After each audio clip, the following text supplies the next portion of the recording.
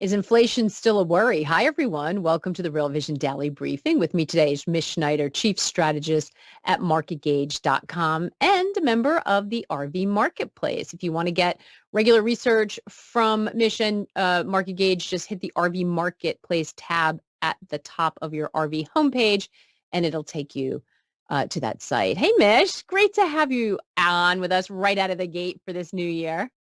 Hi, Maggie, and everyone. Happy New Year to you all. We've been joking all week. Not a happy new year though, if you're trying to hope that the U.S. stock market went up, because we've had an interesting first week, seems like a sentiment reset for the markets. U.S. stocks have been selling off. They continued to do that today, even though it looked like they were going to try to battle to hold into positive territory. It didn't seem like it really happened as we settle here. And we've seen, actually, I think we did dip into positive territory. Okay. They fought back, but it was a battle right to the end. But we saw the 10-year yield flirting back again up above 4%. So it seems like everyone's sort of really rethinking that really dovish Fed scenario that dominated at the end of Q4. We had a payroll number today. We had a couple payroll numbers out this week, private sector and weekly, and the government number today, all of them a bit higher than expected. So let's just start with it's the 800-pound gorilla, right? How are you thinking about inflation and rates here? It's the question I know you've been getting, we've been talking about all week. What are you thinking about here? So I sort of, it's interesting because there is what the evidence is right now, which can certainly support that many areas the inflation narrative has been broke, right? And people are talking disinflation. And yet there are other areas that really make you wonder that how attached you should get to that first narrative. Because just looking at shipping costs, they were at the 2023 lows pretty much going into the end of 2023. And now here we are. We're not even a week into 2024, and they're at highs beyond what 2023 did. So, we know that there's a reason. Obviously, a lot of it has to do with the Red Sea, and now there's still concerns, of course, with Ukraine and Russia kind of going at it again. Supply chain is a disruption. But I think what you really have to do is you have to step back. And this is what I'm trying to do.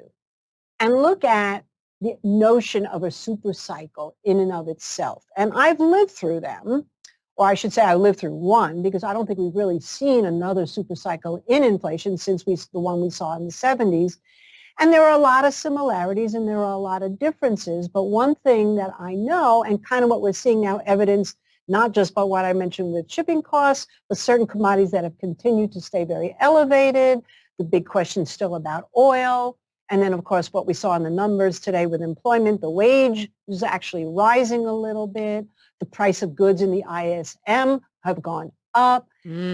All of this makes you wonder what is going to be the catalyst to take a super cycle back to what its meaning is, which means like a roller coaster, right? So to see a 40% move up in commodity prices and then a 40% move down, and even a 40% move up is not necessarily accurate depending on what you're talking about, and we'll talk about sugar, of course, is not unusual. So right now, I always like to say if the world stopped right now, we could say, all right, the market got a little ahead of itself with the idea of lower interest rates, which, by the way, I don't think is necessarily the best thing for the market anyway, but that's another story. And a lot of prices have come down. And yes, there are only certain areas that are elevated because of geopolitical situation. Fed funds rate around 4%, CPI just a little bit above 3%, normalization, we got to pass. That's if it ended today. But we know the world's not going to end today. In fact, by the way, anecdotally, at New Year's Eve, I can't tell you how many, we had a few people walked in the door and said, so Mish, is the world going to come to an end this year? I'm like, really? That's where it feels. Listen, if you got to get off the internet, right? Like if you you can certainly feel like that, and you can't blame them. Right, exactly. So assuming that it's not, I do feel that almost like pickup sticks, any of the pickup sticks that could spike inflation, especially historically when we know it can happen. We also know statistically that super cycles just don't end and die on the vine. And we also have somewhat of a comparative nature looking at the 70s where we had the spike in CPI, then the big trough, and then the big spike again, I'd say we should be prepared. That's how I'm looking at it. It's so interesting. So this is why, we love to have these conversations because we can get very keyed into the day to day, the week to week, and it's important to make sure, especially in this environment, we stay nimble. But, sometimes you really have to pull the lens out. So it's interesting to think about it that way. And that this volatility we're seeing might be a condition of that. So it sounds like it's not your main. If you're an options trader, day trader, or stock trader, and you're losing money in the market right now, or you're not base case, but it's something that you're watching for closely. So what are you looking at? What would indicate to you, hey, wait a minute, this is part of the super cycle that we're in. This is not, oh, it's all past us now. We don't have to worry. What are some of the things you're going to be looking at? Because the problem is some of the main inflation indicators, they lag, right? So that's the hard part. What are you looking for? Yeah, and not to mention that CPI in and of itself is questionable. It's very cooked, but that's a story for another time. But that's a great question, Maggie. So here's 4 things that I'm going to be looking at. Number 1 is we already know that gold is been elevated, and I can't tell you how many times I get emails from people that I know that send me stuff from other analysts who are saying gold is toast. It's going down. How could you still be bullish gold? Look at it, hasn't really gone anywhere. My answer is, yeah, it really hasn't gone anywhere except the fact that it's still only $50 away from its highs, its all-time highs, which means even in the face of the dollar bouncing off of 101, closing back over 102, as you mentioned before, the rate's going back a little bit up over 4%, the gold is still hanging in there. In fact, it closed green.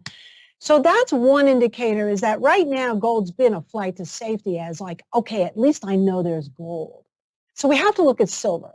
And silver has also been fluctuating pretty much between like $22 and $25, and it's not outperforming gold. And in an inflationary scenario, typically silver will outperform. So I'm watching for that. It's tangible. And it won't be a lagging indicator. It'll be a lead indicator. So I like that. Secondly, we have to watch oil. So the best thing I can say about oil is, given all the abysmal news coming out of the Middle East, and potentially again with Russia and Ukraine, oil hasn't really done very much. It's range bound. So I'm happy about that for 2 reasons. One is obviously it's nice, even though I have a hybrid, to go to the gas station and see prices at $2.49 a gallon as opposed to where we were not too long ago. But most importantly, it's telling me that if we have a range bound, and let's call it $65 to $85 a barrel, we know that if oil starts to go above $85 a barrel, that's probably a really good indicator that oil is starting to heat up a little bit.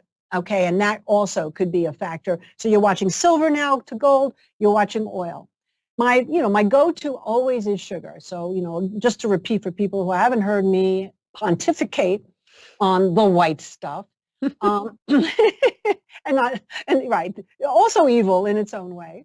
It is, from a global standpoint, it is a staple in a lot of food. From a social comfort food standpoint, it's what people turn to. From an inflation standpoint, even though it's more expensive, sugary foods tend to be less expensive, or at least in the perception of people, than some of the healthier foods. And all of that has always been why, not to mention the fact that my first trade ever in life was in sugar futures back in the day. I've learned to watch that. So let's look at sugar, right? It went from 6 cents in 2020. It peaked this year at 28 cents. And this is a classic example. It actually consolidated for a little bit between 2021 until it started to move up in 2023, kind of between 15 and 20 cents a pound. And then it flew to 28. So from 20 to 28, and now it's back down at 20. So people go, oh, okay, sugar's over. Well, it's still 4 times more expensive than it was in 2020. And it's right back here on support. And I think, let me look, it actually closed green today. So I like to look at the sugar chart, and at 21 cents, I'm not really all that concerned. Starts to creep up over 22, 22.20 to be exact, because you have a major moving average there. Then I would say now you have some real tangible indicators at your disposal, and you can forget about headlines and worrying about what the PPI is and the CPI is and the PCE. Just look there, those relationships. And that's kind of what I'm doing. That Amazing. doesn't mean I'm frozen. So right, silver, sugar moving, oil just not collapsing. Or possibly moving back or over possibly moving. Right. Yeah. I mean, some other prices are still pretty high relatively. Copper, steel, iron ore, those kinds of things. So it doesn't also have to be every commodity. I mean, people also think, oh my God, a super cycle means what we saw in 2021 when there was nothing and then all of a sudden there were shortages and nobody to move anything. No, super cycles, just go back to the 70s. Not every commodity moved, but the ones that did wreaked havoc on the inflation numbers. And that's what you have to keep your eyes on. Yeah, that's fantastic. Because this is the thing that everyone is sort of really focused on and I think struggling with. So Mish, great question coming in from the macro butler. The market seems not hedged for a second inflation wave. Which asset would you buy to hedge if there is a second inflation wave? Well, that's a really good question. So I think I just mentioned a few, but they're not necessarily ripe yet. Although I have to tell you, we did buy gold miners today, and I'm kind of, shaking because they're still pretty beat up chart.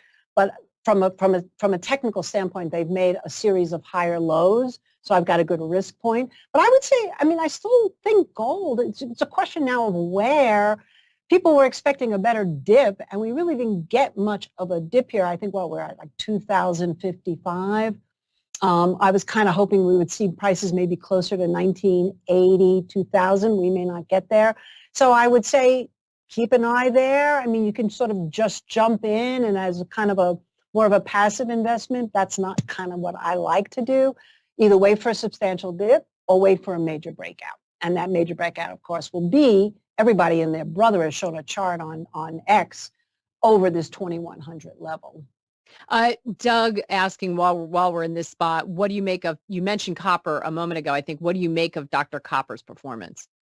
I actually am considering, well, it's certainly, as a recession indicator, it looked a little bit dicey for a while. I actually think it's holding up pretty well. So again, it's a lot of it is going to depend on demand, not just demand in the U.S., because there is going to be I believe, a push, and already has been a push, which is why the Dow has done so well, more into infrastructure. And I don't mean EV infrastructure. I just mean infrastructure in general and automation and anything that requires the use of copper and the demand on copper being higher than what's expected, China being another player in that, could send it soaring. But we're just looking at it now as one of the basket of the industrial metals. And right now I'm thinking they're not wowing me, but they're not also telling me that, don't worry about it. Those prices are going to go down and we're heading into a recession. Stagflation is back on the table. Talk about a word. Yeah, and that's a word nobody wants to talk about. Nobody ever wants to talk about especially central bankers. So Ralph also asking, actually, two good questions from Ralph. I'm going to give them to you both, Ralph. You're on fire today. I want to talk about this one because you're talking about beat up charts, and it has come up. So interestingly, we've heard I was going to give all of you credit because I think all of the people that we have on, you always are trying to look around the corner, right? All of you sort of do your craft in terms of trying to figure out what's coming. And there's been a consistent theme this week. You're all sort of worried about the same things, circling around the same ideas, which I think is amazing. Ralph asking any thoughts on nat gas. That has been really beat up. And when we're talking about, the inflation break and reprieve that we got, some of it was from some of these energy prices falling so much. But now there's some concern, especially, when you're looking at Europe, if that's on anyone's radar. So what are your thoughts about nat gas, Mish?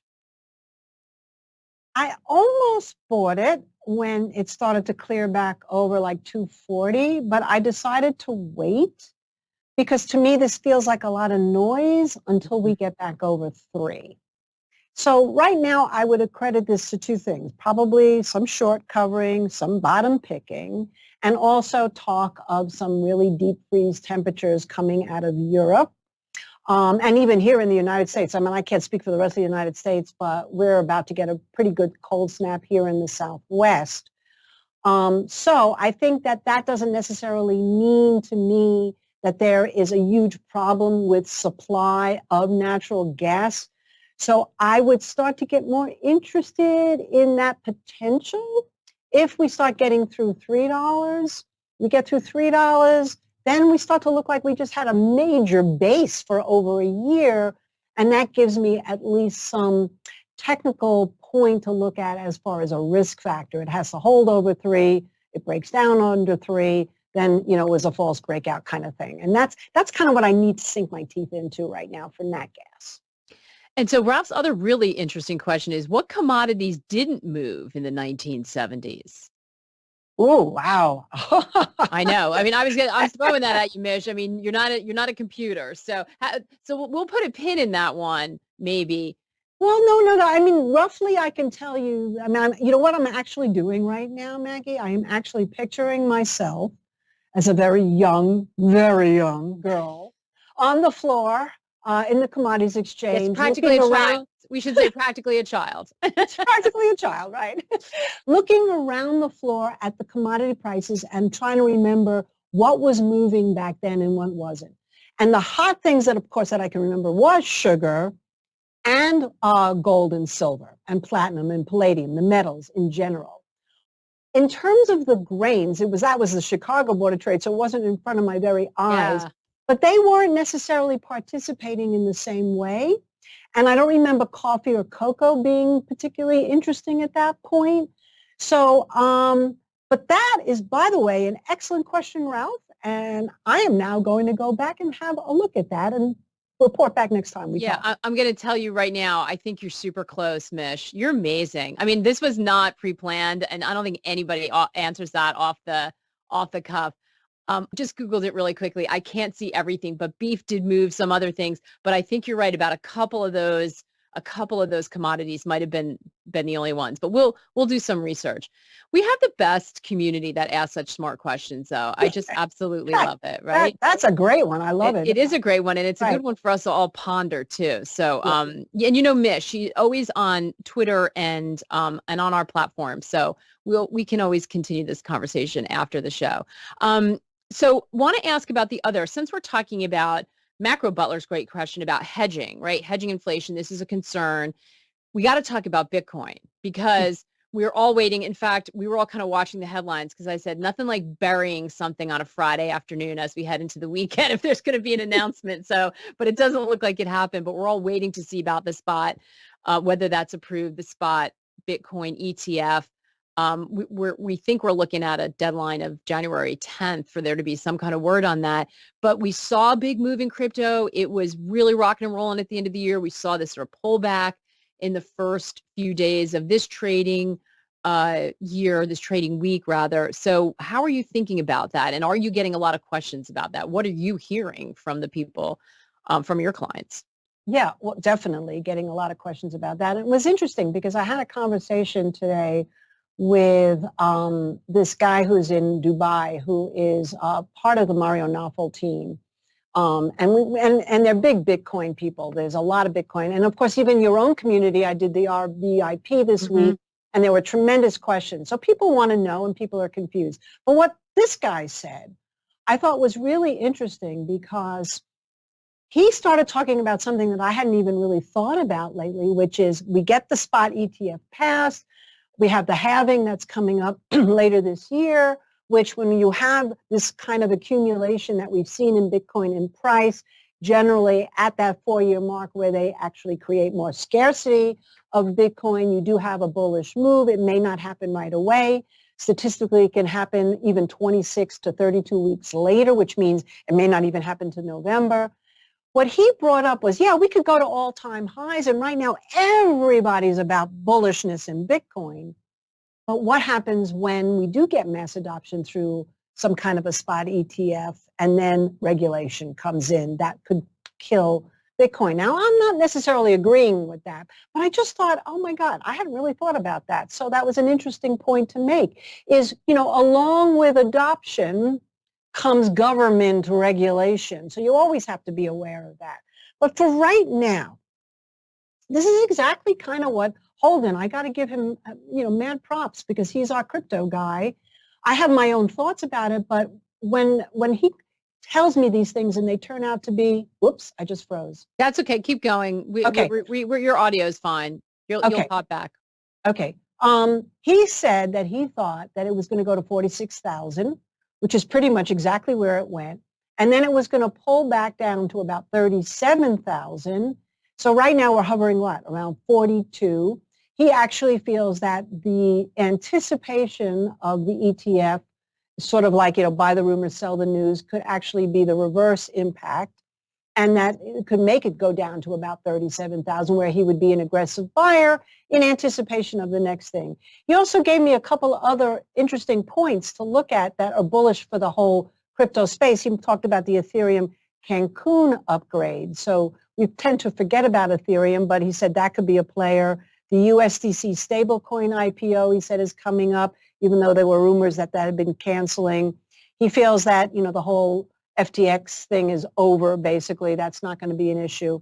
And finally, he said you really have to be watching interest rates. So it goes back to our original question, right, is Bitcoin, how heavily influenced is Bitcoin going to be by interest rates? And what happens if they just sort of stay here?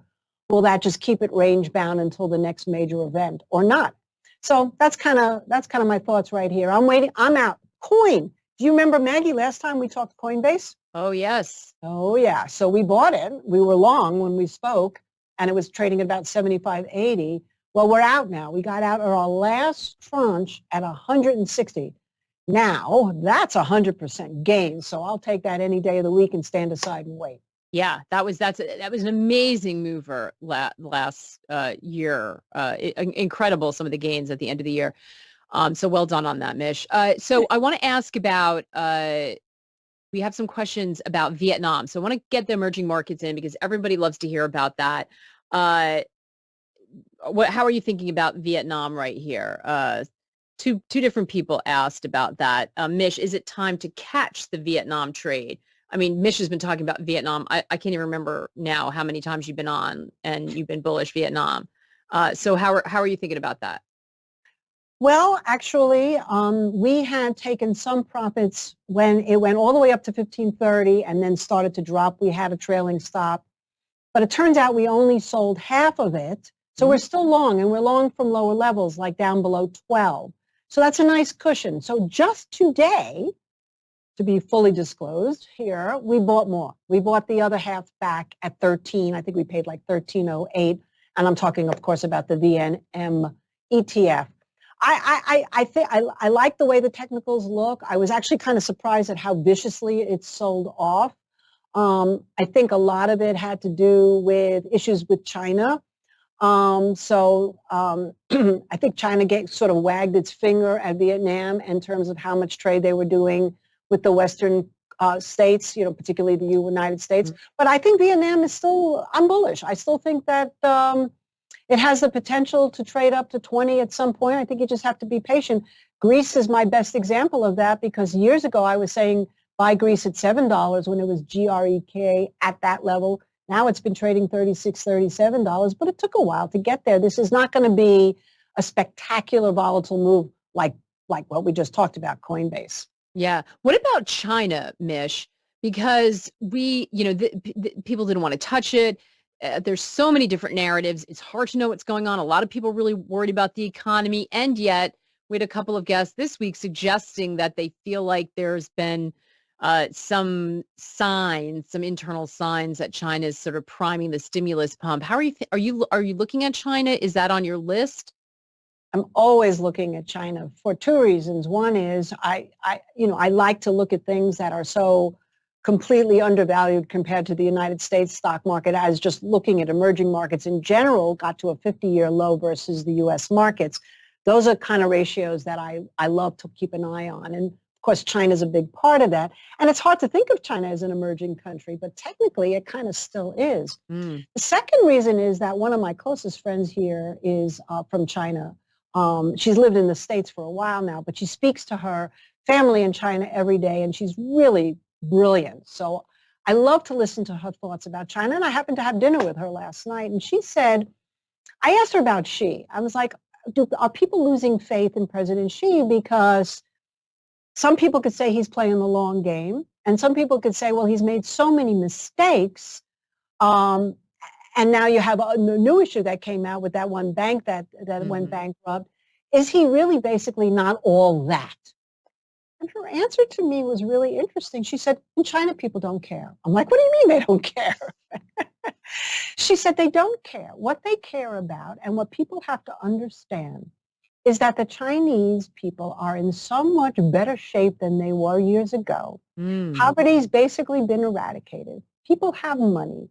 They're going out and buying things. They're starting to westernize in terms of fashion, although they've always been very fashion conscious, but, you know, and skincare and going to the gym and being aware of their health. Obviously, we know that there's an aging population, which people will say that that's an issue. But for right now, those people are also going out and spending the money. And she said, all people care about is that they're being protected, that there isn't a lot of opposition that they have to worry about, and that they've got money in their pockets. And when you hear it like that, you think, okay, so where's the signal going to be in terms of it's time for me to get into FXI or KWEB, whatever your instrument of choice is. And I think FXI is trying so hard. It's not quite there yet, but the momentum has improved. I'm looking for a little bit better price in that, maybe getting back over 23.80-ish. It's trading at like 23.40. And Alibaba is just not doing anything. And I'd like to see Alibaba. It's been kind of ranging between $73 and $76 a share. I'm watching that so carefully because when I start to see some momentum coming back in there, I don't necessarily mean I'll buy Alibaba because it's so controversial. But Well, it might, yeah. yeah, but it might, Stocks are, yeah. Yeah, it might give me more impetus at least to get into back into FXI. And again, you'll have a good risk point. That's so interesting, Mish, because of course the carry on from what you said about that is that if this is the view, then she knows it too. And so what does he need to do? He just needs to make sure the economy is okay and people have money in their pockets, which, you know, means that he's going to have to do something to boost the economy. So that's very interesting insight. We've got a couple minutes, so I'm going to try to get through a couple more areas. So let's stay with the beaten up theme. What about banking? Well, it's not so beaten up, but of course that was the dog of the middle of last year, and people are still had a lot of concerns. And just this week, we heard people say, listen, I don't think trouble in the banking sector. Some people are still worried about a credit event. Are you nibbling at banking? Do you like the banking sector? Or is that something you're going to stay away from? By the way, they're the first out of the gate with earnings. The big ones are anyway. But yes, exactly. And we haven't, Maggie, we always have so many things that we leave on the table that we could talk about, earnings being another. But yeah, let's talk about banking. So two interesting things about banking. Let's go with the Chinese theme. So you know I'm big on the year of. Last year was the rabbit, this year is the dragon. And what's so interesting, Raymond Lowe, who is my absolute guru and guide in terms of studying all of this, says that wood industries will do well this year in the dragon. And guess what's a wood industry? Banking. So some of it could be astrologically just sort of, set up. But let's forget about that because that could be a little too woo-woo for people, including myself. What is interesting is KRE. So I can't get too excited, even though that move in JP Morgan, Goldman Sachs, and now Citibank starting to move up. JP Morgan, of course, almost trading like a meme stock, has been interesting until I see regional banks. That's one of my members of the Modern Family, who I was almost ready to put in the grave. But now I think maybe he's coming out of the coma a little bit. And if that area can sustain and get back over what I call the scene of the crime where it really crashed, which was under 55 in KRE, get back over there, then I think, yeah, banking is going to be very interesting. And if it can and it starts to turn back down, I would certainly not want to be long too many banks into a big down move, because then the people who are worried about a credit event might be right. Yeah, and that is the concern. And we just recency bias too. Whenever there's a crisis, we worry about banks. So there could just be that as well. So let's finish it off broadly. What about the S&P 500? A lot of people concerned about a correction. We've seen a really rough start to the year, which, to be honest, I think everyone expected. But is this a correction or is it something more serious? What are you looking at for levels for the S&P? Well, I always like the small caps better in terms of my own measure of how bullish or bearish I am in the overall indices. But looking at SPY, I'm kind of agnostic. I think a lot of people are right here. I'm not worried about this correction at this point. Of course, do we have the possibility of a double top? Yeah, but you never know a double top is in until it's actually in. So at this point, I'm looking at 4,600. We haven't gotten there yet. Looks like we're getting close. Haven't seen much buying coming in, even though there's been little dips of it. I think people are on hold now because of what happened this week with the jobs numbers and the FOMC minutes that came out and said, well, not quite as dovish as people think. But I actually, at this point, wouldn't be surprised to see some range-bound trading. Maybe 4,600 breaks, we go to 4,400, what have you. It wouldn't stop me from looking at some of the areas that I'm looking at in the market that could continue to outperform. And again, we haven't gotten a chance to talk about that. Banking may be one, but there's a few others we could talk about next time that I'm also very interested in. Absolutely. We're going to have to wait till next time. Otherwise, Mish, you cover everything, everything. It amazes us. 30 minutes is never enough, but we got a lot of good stuff, and a lot of good food for thought and a lot of things to watch for in terms of the leading indicators that can help us with that inflation question, which is so, so critical. And I think something that we're all really looking for. So we appreciate that from you. Thank you, so Maggie. much. Thank you, Maggie. And thank you for those great questions. Oh, this crowd's on fire today. If you are not in the chat on our platform, sign up, get over here and participate, because they're not only asking really smart questions, they're sharing some really good information with each other, which they always do. They're amazing. Thanks to all of you. I could tell everybody's primed for the weekend, so go have yourself a fantastic one. We'll see you back here on Monday. Thanks, everybody.